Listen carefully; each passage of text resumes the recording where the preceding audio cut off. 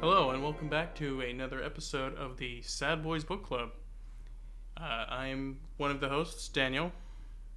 And I am one of the hosts, not Daniel. And this month, I'm pretty excited to say we are going to be covering Beloved by Toni Morrison, a book that I've heard of my entire life, but just never really sat down to read. And I don't know. So far, very interesting book. Very good. I'm really seeing why it's gotten so much praise over the years.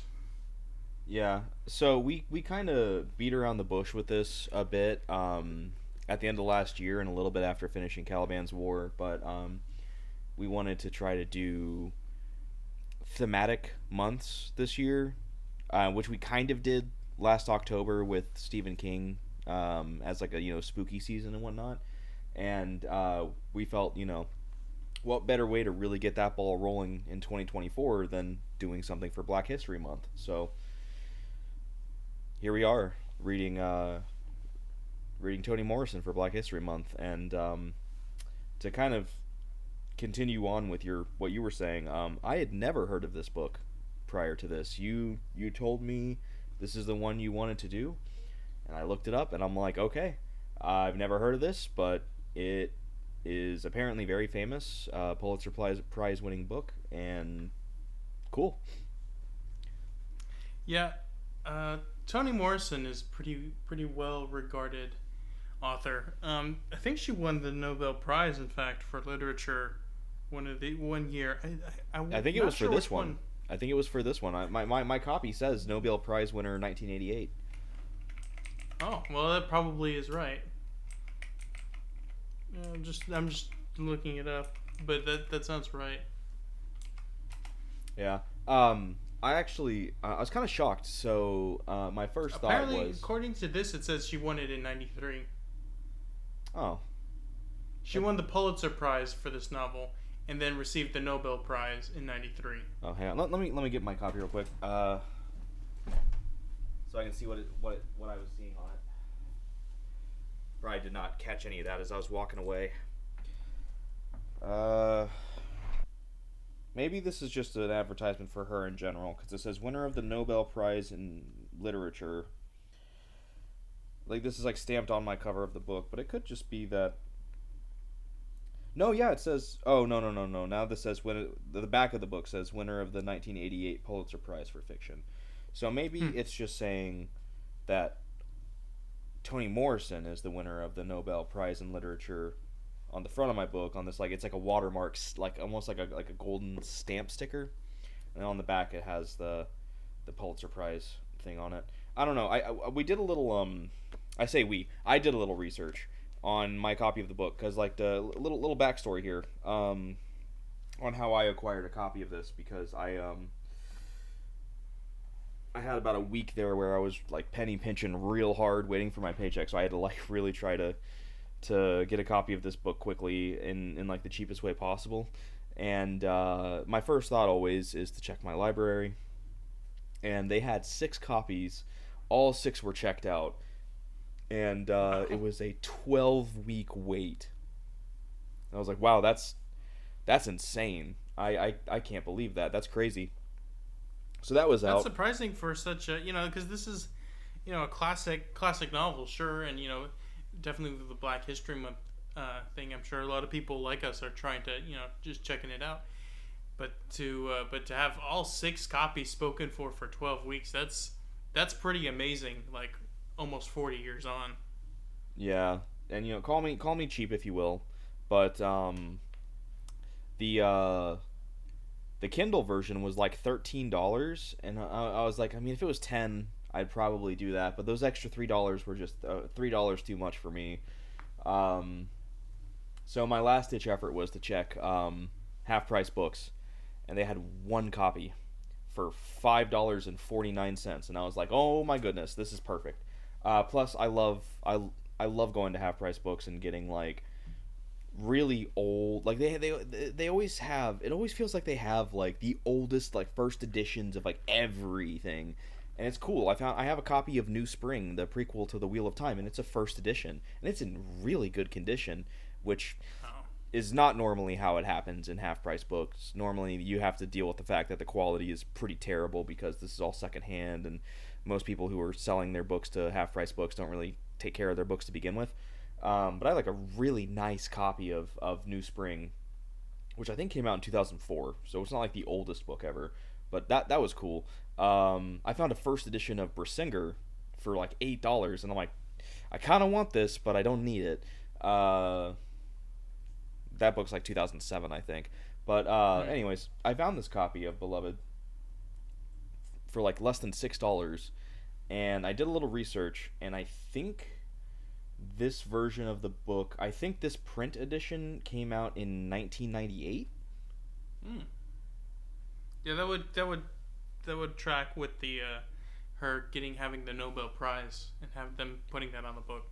Yeah, and like outside of the fact that the pages are they're old and they're stained a little from age, you know how pages get a little, kind of like not brown Little, but kind of the like that. yellowing.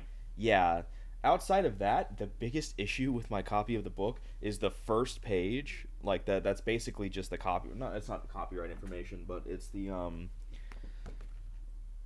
reviews. It's the review blurbs from like the New York Times, San Francisco Chronicle. The very top corner of the page is a little full. It's like dog-eared a little bit. That's the worst thing with this copy of the book. Outside of, like I said, the aged looking pages. So like, needless to say, I made out like a bandit, and got a really cool copy of this book for a really good price. That's in really good condition. So shout out to Half Price Books for actually having a good copy of something that's old available. Yeah, I mean, I think that's that little story there. I think is kind of I think it's a good thing to get out there because I think for a lot of people, one of the barriers to reading. I mean, there's already enough barriers to reading just in general in terms of like demands on people's time and the changing way we interact with our world that has maybe impacted us in some good ways, some ways not really very good. But like all of these things. And another thing is it's just it's a cost effective way to kind of get into reading. It's just to hit up half price books or other used bookstores, especially if you've got like a local favorite, or the just the library is just a great way to just start reading. I mean, honestly, I think we've picked up a lot of these books just for the purposes of the show because they're pretty much almost without exception bangers, to one caliber or another, depending on how you're ranking them. But sometimes it can be kind of daunting unless you just you're really into an author to kind of do a blind buy. So it's kind of like it's not a bad idea to hit up a half price, especially if it's older, like a half price books or a used bookstore, or especially your library. Yeah, I will say if it was a situation where she was still alive, I would be more inclined to buy a new copy so that she would receive. It would probably only be pennies from me, all things considered, after publisher fees or all this other things. But I don't know where the money would go hypothetically now that she has passed. So probably it makes the estate. Yeah, and I don't know I don't know what that would entail. So and it makes me feel a little more okay with buying secondhand in that situation because I would rather support the author directly than the nebulous estate, which historically has not really been in line with the author's living wishes, especially when there is money to be made off of their death. Yeah, things like especially you see a lot of that in the musical world. A lot of stuff that artists never would have released ever if they were alive, gets kind of released and after their death by the estate, and sometimes it's actually pretty good. but a fair amount of the time it's like that was pretty non-essential. Kind of like that was. I don't think the artist would have really. That I would have thought that was a good representation of their work. So I guess we'll go ahead and hit some opening thoughts for Beloved. We're gonna do this book in halves. It's actually a 3-part book, but part 1 is far and away the largest part. So where we end off, we're still gonna be in part 1, but we're gonna be maybe a little over halfway done with the book. I think the last chapter we read, if I remember correctly, was the one with Denver and Beloved in the storehouse. Or no, or was it it was the one where she pulled her tooth out, wasn't it? Yeah. Yeah, it's the chapter where Beloved pulls her tooth out. That's the last chapter we read. And this book has the chapters are not numbered, so I think that was like 14, but like don't take my word for it. It's you know, I couldn't tell you. I just read and enjoyed and took notes where applicable. I didn't really take a special note of what chapter we were on. But so far, I'm very much enjoying the book. I think it's very well written. There's a lot going on here. It's really throwing a lot of almost different styles within the same book. You have when I first heard about it, I heard about the idea of the ghost haunting the family. That was one of the big things that I heard about it. So I was like, oh, maybe it's a horror, and that is true in some ways, certainly, but it's not in others. I don't know. It's there's a lot of different tones, a lot of different uses of style to signify things. Sometimes when a character is experiencing the main character Setha, there's this one particular passage, I think pretty early on, maybe 4th or 5th chapter, somewhere in there, where she was having this flood of memories, and it was kind of transitioning, and some of them were not super distinct, and it was very stream of conscious style. So that was very interesting. So it's this book has a lot of different textures even within the same book. So there's a lot of good things to say about it. I've quite enjoyed it and found it quite interesting so far. Yeah, I looked through the thing you sent, the lit charts you sent me, and the last chapter we read was part 1, chapter 14. So if you want to number your chapters, that's where we are. I honestly have no idea how to approach this. I know I feel like I think I said this similarly with Annihilation last year, but I feel like we kind of have to throw away our normal just kind of summarization style with this book, because I really don't know how to approach it, because like you said, with it being the way that it's written and how there's bits of stream of consciousness, it really is just all over the place. There'll be a chapter where it's the characters are doing something in the house or something like that, but then the next paragraph it goes into something happens that reminds one of the characters of something that happened in the past. So then now we have the rest of the chapter is this just big story of talking about the past, be it there's one where it's the story, and this is done across multiple chapters, of how Denver was born and what Setha was doing to make it to Ohio, where to Baby Suggs' house, and then we have another one that's about Paul D and the story of when he was a slave and the different places that he was a slave, multiple different ones, or how he found Haley, which was Setha's ex, for lack of a better term, ex-husband, alive or dead. It's kind of we know he was alive at a point, but his fate is currently just kind of ambiguous because no one's seen him for. I don't think it's really relevant, his fate, honestly, at least not so far. But the point being is that it's just that the story structure of this book is so all over the place that I'm just kind of at a loss at how to approach it from a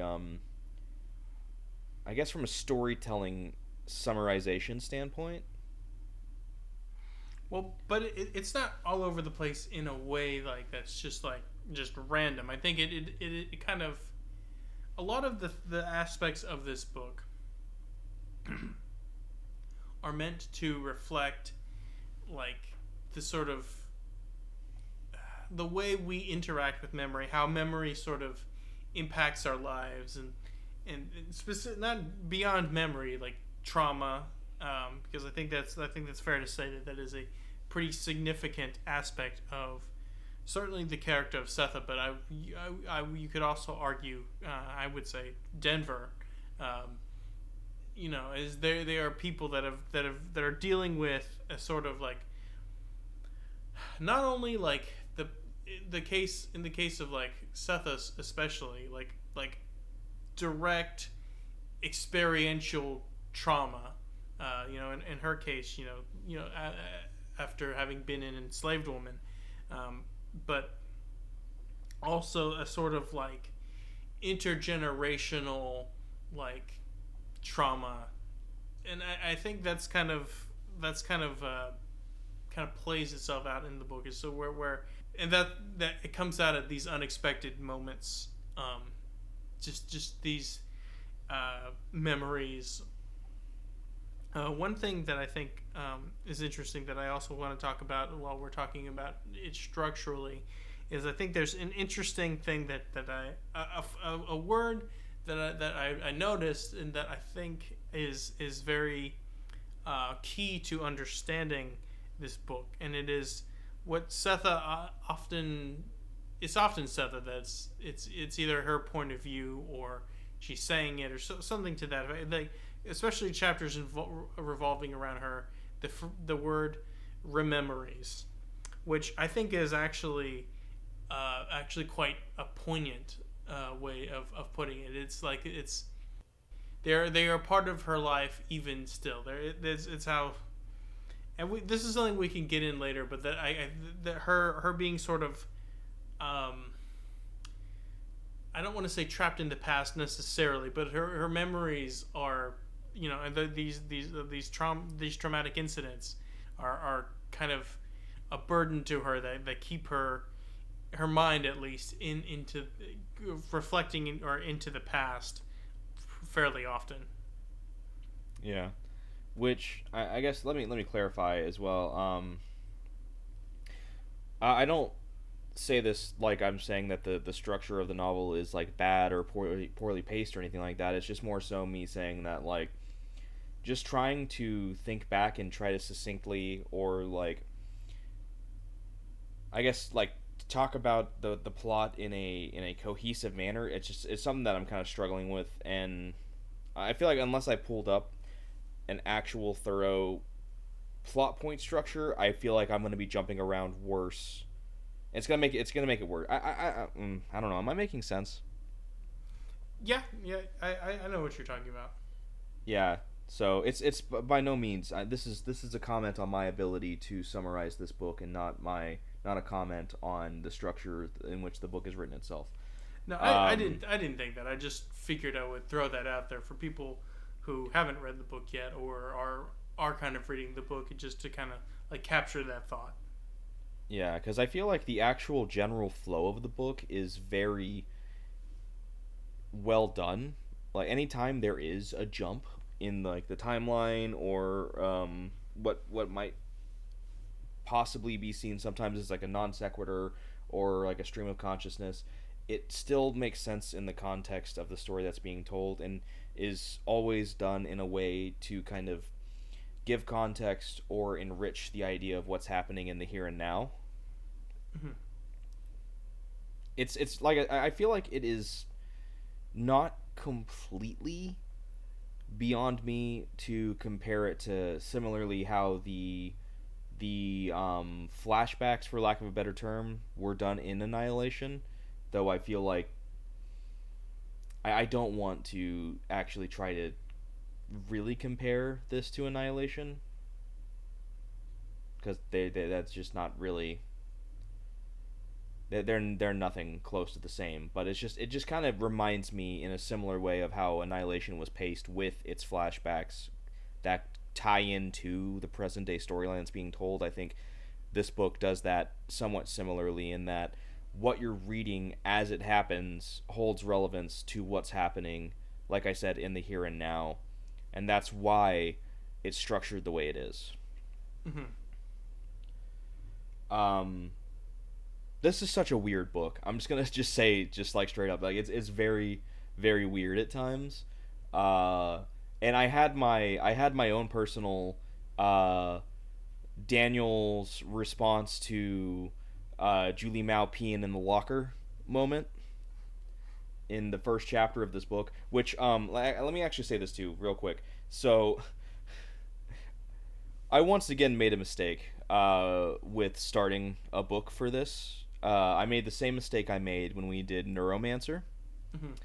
And it's really funny how much of a parallel this was for me.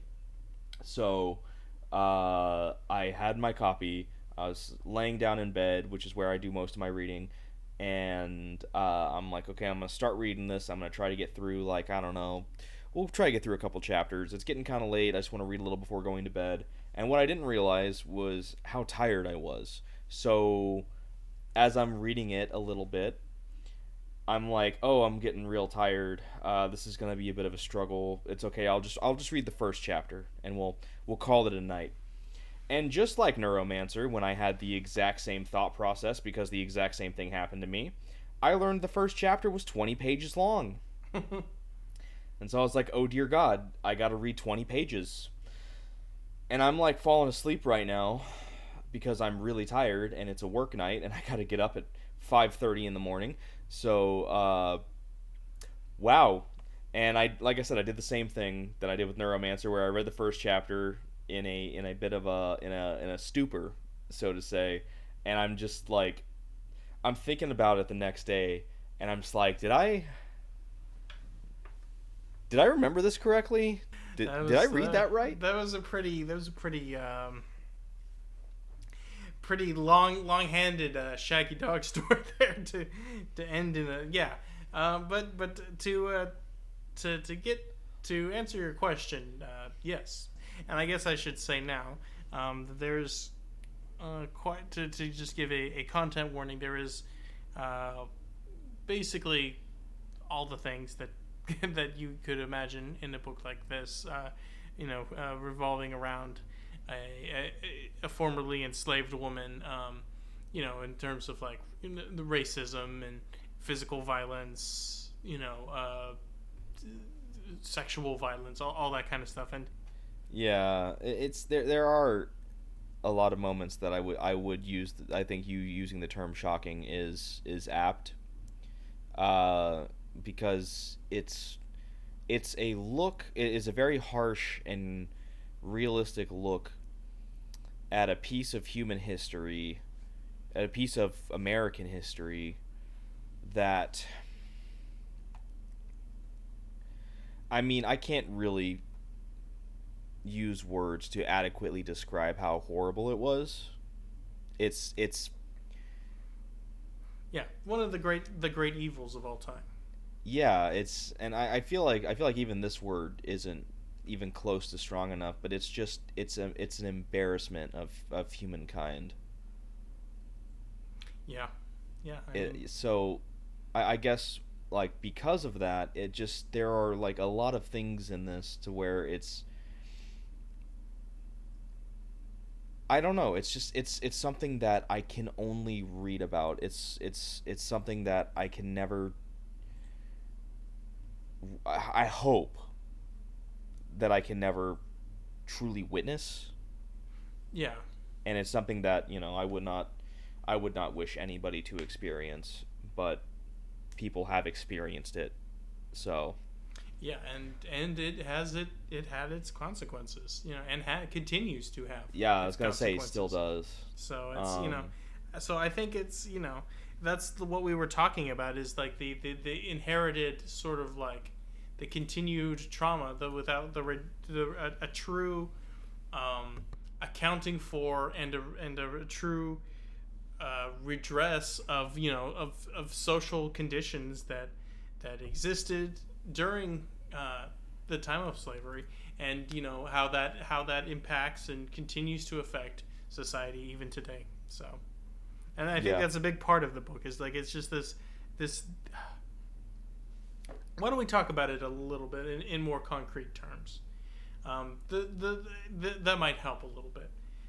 So the novel, as it starts, it begins post post Civil War in the area of Cincinnati, Ohio, um, where there's this family composed of the mother, Setha, her daughter, Denver, her two sons, and her mother-in-law, Baby Suggs, and a house on 124 Bluestone Road. And we kind of see that they live in a very depressed and very quietly desperate and ominous situation. The book, in fact, it begins 124 was spiteful, full of a baby's venom. The women in the house knew it, and so did the children. For years, each put up with the spite in its own way, or in his own way. But by 1873, Setha and her daughter Denver were its only victims. The grandmother, Baby Suggs, was dead, and the sons, Howard and Bugler, had run away by the time they were 13 years old. As soon as merely looking in a mirror shattered it. So just to hit that just like right across and it goes into some further depth. But just to kind of give you just that like big opening images, there's like this sort of sense of like constant oppression and fear. And that's, I think the haunting that they are experiencing is very metaphorical for the haunting that especially in those times, but again, to this day, impacts the black community. So, something that I'm sure you are very well aware of, and a lot of people are probably aware of, is, and I don't think this is new. This is probably this mentality, this mindset, and this belief has probably been. I would safely assume it's at the very least 100 years old, probably more. Is this idea that the Confederacy and the Civil War was only about states' rights, and it wasn't about slavery, that it was Lincoln that made the Civil War about slavery, not secession. The original, if you talk about racism, you're the real racist. Yeah, and that it's one of the dumbest fucking things that anybody can say. Like, straight up. It is so far from the truth. And I feel like you can pull this one quote here from Alexander Stephens, who was, if I understand this correctly, he was the vice president of the Confederacy, right? I think so. I think So, I know like, where you're going, but you can continue. Yeah, this is ostensibly the number 2 man in the government of the Confederacy, which I want to point out. Yeah, he was the vice president of the only Confederate lasted approximately 5 years, by the way. Yeah, that's funny. There's so many things that have lasted longer than the Confederacy, and all of those jokes will never get old because it's just really funny to point and laugh at these failures. But this is the man that was the number 2 in the government. This is a quote that he said, and out of respect for the black community and to I guess cover my bases a little bit, I'm going to replace one of these words that is in this quote. It is to not straight up say it. It is the word that is the same word as the Spanish word for the color black. So it's not the N word specifically, but it's one of the N words. I'm gonna just replace it with the term black people, just to make this a little more not as terrible as it is, and because I don't really feel comfortable saying that. So the quote is, Our new government is founded upon exactly the opposite idea. Its foundations are laid, its cornerstone tests upon the great truth that the black man is not equal to the white man, that slavery, subordination to the superior race, is his natural and normal condition. This, our new government, is the first in the history of the world based upon this great physical, philosophical, and moral truth. That was in March 21st, 1861. I don't think it gets any more It's cut and dry. like unambiguous than that. Like, the Civil War was about slavery. That's what it was. You can sit there and say it was about states' rights, but it's, it's the states' rights to own people because of the color of their skin. Like, it's I don't want to ever hear somebody say that it was because of states' rights and that's it, because you're fucking wrong and you're a piece of shit if you honestly believe that. It was abhorrent, it was terrible, and they're a bunch of loser traders that got their ass kicked because they deserved it. And fuck anyone that flies that flag. Yeah. You're a bunch of losers and you're still losing 160 years later. Yeah, it's the sort of lost cause sort of revisionism that you see that kind of, it did kind of spring up. I mean, I'm sure, as you said, it's existed in some form or fashion ever since the end of the war, but there, especially during the time of the revival of the Ku Klux Klan, I think that was a big flowering of the, especially as the last of the Union veterans died off. That was, the cynical motivations of the people that were the ideological inheritors of the Confederacy. Basically kind of tried to soft pedal certain aspects of it to sort of wash the legacy, to kind of, for to essentially to repackage it, to continue their attempt to subjugate black people.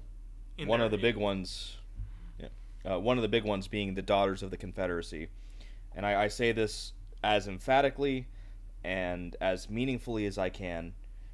Fuck the Daughters of the Confederacy. You're terrible human beings. They're probably mostly, if not fully dead, the originals, because this was a long time ago. But fuck you. You're a piece of shit. All of you. And it's from things like that where you get the whole, like, oh, the war of northern aggression and all that stupid bullshit. Yeah, it's there's no. I think it's been stated at this point unambiguously, but this podcast has no time for any sort of historical revisionism around slavery or the Civil War. So definitely fair to just get that very clear. Yeah, it's and just to really tie it back to this book that we're talking about today, it's because a big theme of it, like you've stated, I think so far as well, is that it is about the lingering traumas, the pains, and just the scars, both mentally and physically, that came from slavery, from that time period in American history. And it sucks to read. Like, it really does. It sucks. Like, reading about, like, the scars on her back that look like a tree, or like Paul D having, like, a bit in his mouth, like a fucking horse, and as he was having to drag a wagon, and, like, all the men being chained, the 46 men being chained together and basically being left to drown in the rain. Like, it's fucking abhorrent, and it sucks to read. Like, but, like, it's one of those things to where it's like, history sucks. Like, sometimes it really sucks, but, like, this shit is necessary. You have to look at the evil, you have to look at the bad, you have to look at the just terrible, despicable things, because if you turn your back to it, you're turning your back to the lessons that came from it, and, like, you're turning your back to the victims and like just the horrible shit that they went through just to feel better about your own existence. And it's like, I'm not someone who feels personally like guilty or anything like that, because all I can do is be the person that I feel like I should be, and like try my best to leave my little patch of the world better than it was when I got here, by the time I go, whenever that might be. But like, it's I feel like, as terrible as it is, as abhorrent and just disgusting that these acts were, you have to face them, Yeah. because that's how you move forward. That's how you actually progress. You progress by I don't know if this is the best way of putting this, and if this is even really accurate, but this is just the way that I kind of see it. Is you have to constantly move forward, but you can't move forward without looking back and knowing what was behind you. Well, the past, you don't exist in, you don't exist without context. You like, the world didn't just pop into existence. There are certain historical and material factors that create the world in which you live, and if you're going to understand the world that you live in, you have to understand how it came to be. Yeah, and I feel like a lot of people need to take a good hard look at Europe 90 years ago right now, because I know a lot of people might find this very inflammatory and exaggerated, but I mean, no, it's not. It's a lot of parallels happening in America right now that happened in 1930s Germany. So not just America, a lot of the world as a whole, but as an American, it feels more here. But yeah, people should probably learn history better. It's important to learn history, and it's important to resist bigotry in all forms, embrace solidarity in all forms. Yeah, and I was talking to my wife earlier when I was reading, and it was when I to just kind of step a little very far ahead in the story. It was when I texted you, did Paul D just get raped by a 19-year-old ghost baby? And I just read that chapter, which it was very much, I stopped, I looked back at the page, like at the start of the page. It was like a 2-page long chapter or something. I look at the end of the page, I look back at the start, and I'm just like, what the fuck? What the Yeah. fuck? And my wife's just like, is it the book? And I'm like, yeah. I just kind of talked through it a little bit, and my wife's like, it sounds like a book that you're not really enjoying. And I'm like, no, it's not that. It's kind of, it's one of those things to where it's like, in a normal situation, I think this might be pretty obvious to anybody who has listened to my thoughts on any of the books that we've covered, or the books that I've chosen for us to cover. This is not what I would say is in my wheelhouse for literature, because I'm very much just a general sci-fi fantasy fiction. I wanna read stories that make me happy, kind of person. So like, I the best way I compared this when I was talking to my wife earlier was this is a book that reminds me of a book that I would be assigned to read in school. Which is not a bad thing by any stretch of the imagination. Normally, at least when we were in school, I don't know how true that is now with the whole book banning bullshit that's been going on for the last like year or so. Um, I think at least, I will say this book was not assigned when we were in school, but I have heard of it being assigned in schools, but maybe that may be a function of us yeah, growing up but and like living where we did. I don't say that by any stretch of the imagination as a negative comment on the book, because I would say at least the books when you and I were in high school that we were assigned um, were very strong, very important, very impactful, and just straight objectively incredible pieces of literature.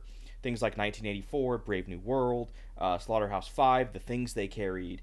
To Kill a Mockingbird, Catch 22. Books like that to where they're just like really, really important pieces of literature and have like really deep and important meanings and things to say. So when I say this reminds me of a book that I feel like I could have been assigned to in high school, I'm putting it with those books, Mhm. not with something to where it's you read it and you're just like, this is boring, I hate this, I have to write a report on this is terrible. Like maybe Mhm. some teenagers feel that way, but like that's what I mean when I say that. Sure. And I did kind of compare it a little bit to something like To Kill a Mockingbird, by no means because of its plot or anything like that, but just kind of my opinion on it, to where it was like I'm reading it, and like I said, I feel like it's something that I would not have ever just gone out of my way to read on my own. It's something that I hadn't heard of. For one, I'd never heard of this book, but I only was aware of it, and I'm only reading it because it's the book that you chose for this month. But like I'm reading it, and I may not be sitting there being like I was in Caliban's War or Jurassic Park, to where I'm reading it and I'm like, oh man, I'm having so much fun reading this. This is great. I love this. Oh my god, this is such a page turner. Like I may not be having that reaction to it, but like I'm reading it and I'm just like my thoughts on it are, it doesn't matter how I feel about this book from an enjoyment level. It's how I feel about this book on a like on a human level. Mhm. And I said this to my wife. I'm like, I feel like this is a book that I should be reading. Like this isn't a book that I necessarily would like go out of my way and want to read, but I feel like this is a book that I should be reading. That like it is important that I read it.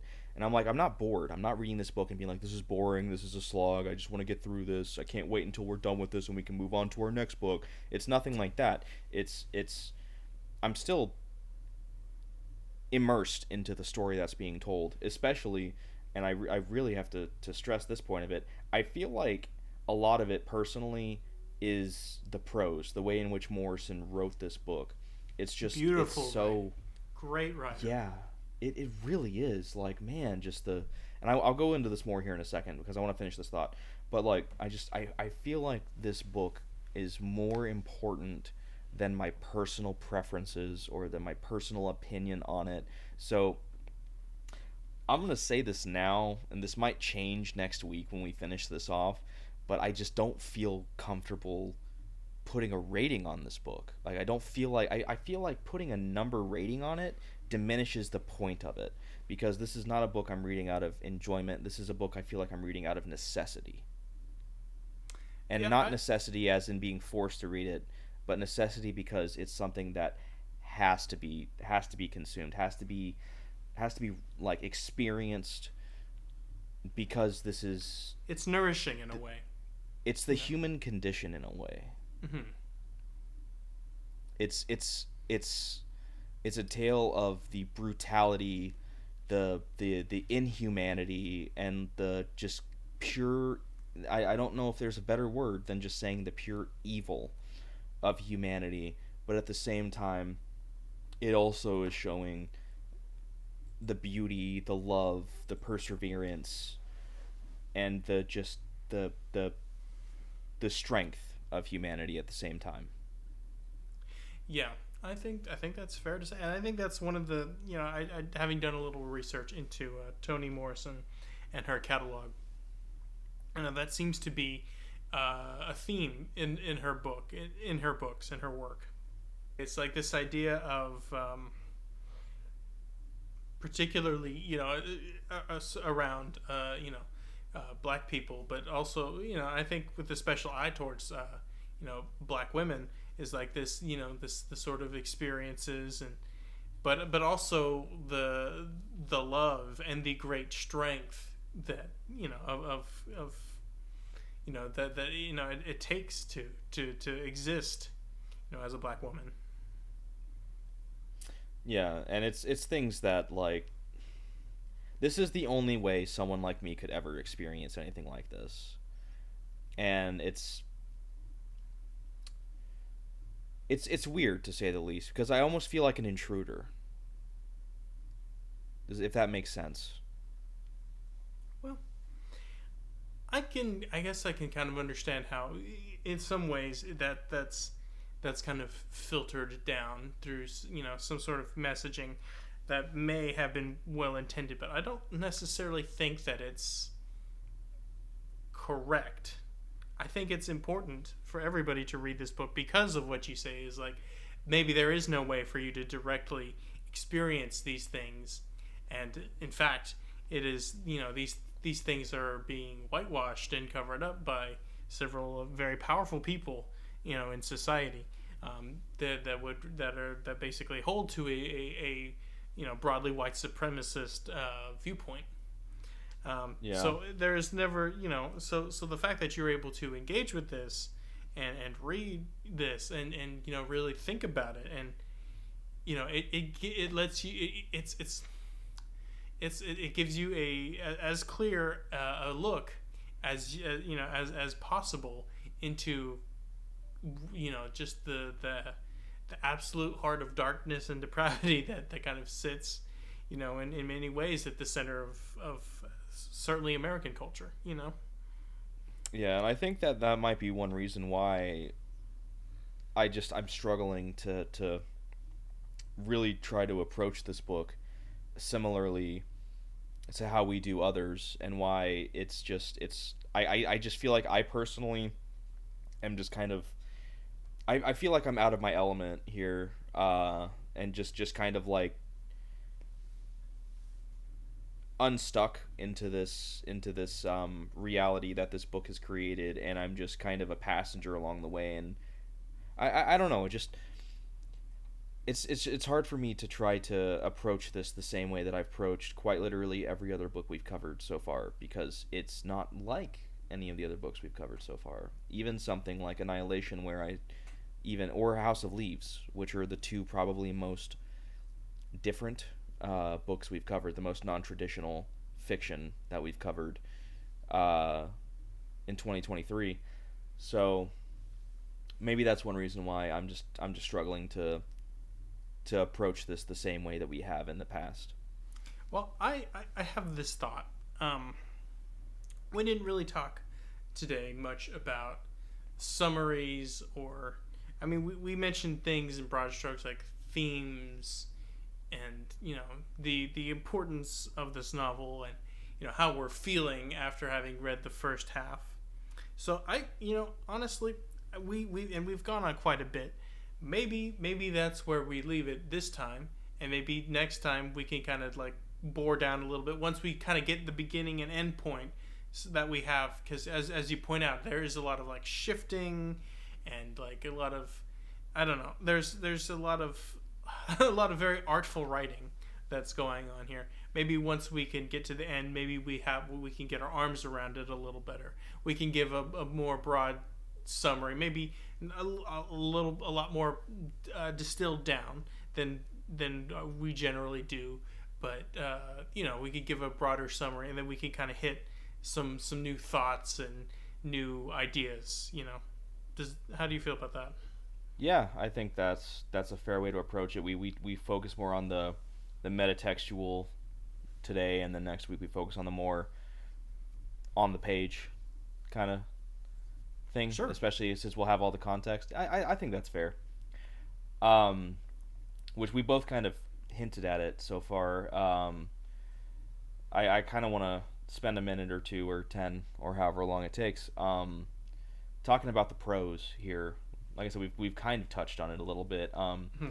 I feel like while I'm reading this, I'm gonna have some weird things to say here, and I hope that you'll stay with me here, because I'm just gonna try to put these thoughts into actual concrete words while I go here, because it's more of a feeling than an actual thought.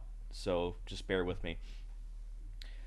I feel like the way that she's writing, like her prose and the way that she's telling the story, it almost feels like a song traveling down a river. I don't know if that makes sense, but I feel like the way that her words flow together, it feels like a song. It feels like it feels like you're moving like with a song. You know, like it's very rhythmic. It's very like purposeful, and it's very. I don't know. It's hard to explain, and it also kind of reminds me of the way that water flows down a stream. I hope that my metaphors or terrible um, whatever's is conveying this, but it almost feels musical, the way musical and in nature, the way that she writes. I don't know. Does this make any Maybe sense not at all, or am I not sounding like a unlike madman? perhaps not unlike one of Baby Suggs' sermons at her Yeah. her wilderness sort of like meetings. Oh man, can I? Yeah, man. Okay, that's a good way to put it. Yeah, that was such a good section. My God. Yeah, when it was talking about Baby Suggs and her like little stint of, for lack of a better term, preaching in her life. Yeah, yeah. That was one of my favorite sections of the book so far. I just really loved the way that was written, the way it was told, and the just I don't think the character of Baby Suggs is just really good as well. Yes, very well written, and that's one thing that you will see throughout this book is like all of these characters. These are maybe some of the best characters. I know we've talked a lot about great character writing in several of these books, and that is absolutely true to still.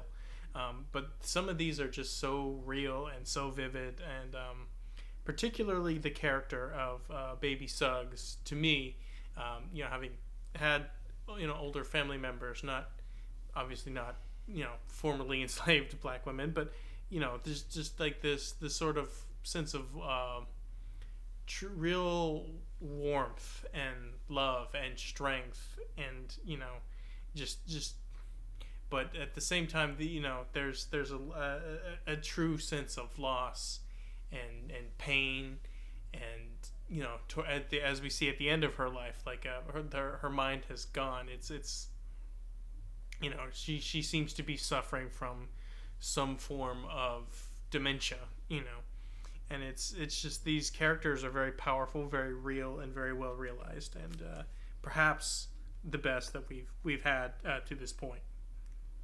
Yeah. And there's other things like Denver, the daughter of the main character Setha, who is just very just palpably lonely and palpably just starved of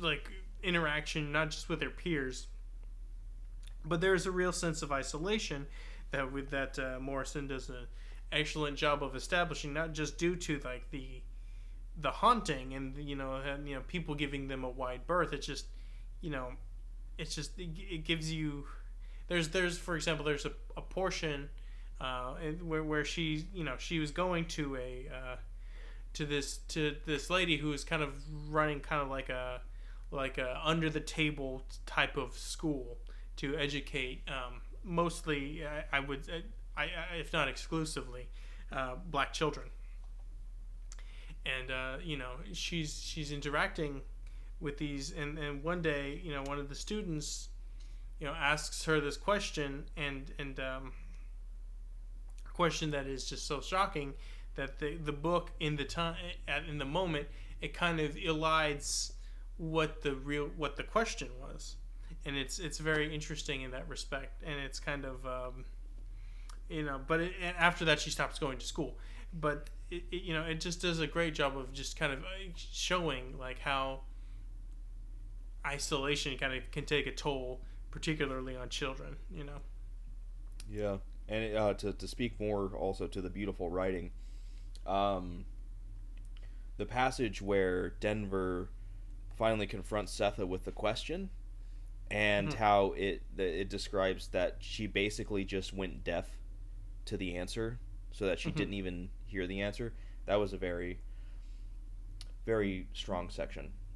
And it's real, it's just there have been times in my life, certainly I've never been confronted with anything as horrifying as anything in this book. I'm not, but you know what I mean is like there's like times in your life where you just hear something and it's just so repugnant and repulsive to your brain that you almost just like shut it out, you know? Yeah. Which, if I remember correctly, the question was like it was like I heard that your mother was imprisoned for killing somebody and that you were with her when it happened, which I took that as it was while she was pregnant with Denver. But Uh, I could be I think misunderstanding that. maybe that'll be made more clear when we as we get to the end of the book. Yeah. Um I guess I don't really want to spend the time today to go deep into it, but I would love to. And please, if I forget, please remind me if you don't do it yourself. I really want to talk at some point about Setha and Amy and the birth of Denver, Hmm. Well, because that like we said, was maybe we can, maybe when we're giving like a broad summary, we could spend a little extra time there. yeah, because that was also one of my favorite sections of the book so far. Just Hmm. really well written. There's a lot of weird in this book, but there's a lot of like, and I don't take me saying weird as negative. Like weird can very much be a good thing. Um, there's a lot of very weird, but there's a lot of beauty in the weird as well. Like it's I just I was aware because I think I read the back of my copy. I think it's on the back of my copy, but I also just kind of looked up. I looked the book up on Wikipedia as well, and it's like dealing with a haunted house. Yeah, like and it's like this baby is haunting this house. And so I'm just kind of expecting a book that's about this family living in a haunted house where the ghost is Setha's her oldest daughter that had died as an infant. And I that's what I was expecting. And then like in the first chapter you meet Paul D, who just comes and breaks a table and is basically like, "Be gone, ghost baby," and the ghost baby be gone. And I'm like, well, okay. Uh, this See, is that's not what that's I why I was saying expected. like when I said I thought it was kind of a horror novel based on when I heard that description, but it's also not really in a certain way because I mean, it's just in some ways like that is kind of the end of a certain aspect of the haunting. Although I would argue, and we will go into greater depth the next time around, that the haunting has just manifested in a different way. Yeah, which I guess let me ask you this question. Hmm. It's a two-part question, and I feel like the first part is almost kind of rhetorical because I'm sitting there I was thinking this was a thing, and then there's a chapter where Denver basically straight up says that this is what's happening, at least as far as she thinks. But for just lack of posterity, or for sake of posterity, I'm gonna ask it anyways. Do you think that Beloved is the physical, corporeal manifestation of the baby ghost? Yes, absolutely. When did you think that? Um, When did you come to that thought? well, I got a big when she introduced herself as beloved was a pretty big thing because that Yeah, was because of what the was on the tombstone. tombstone. Yeah, So because I there's like was no, it's because there was like no name, right? So they just because you would say beloved and then the person's name on the tombstone, but or because there it was wasn't. like dearly beloved or something to that effect. Yeah, And then, but all like it was.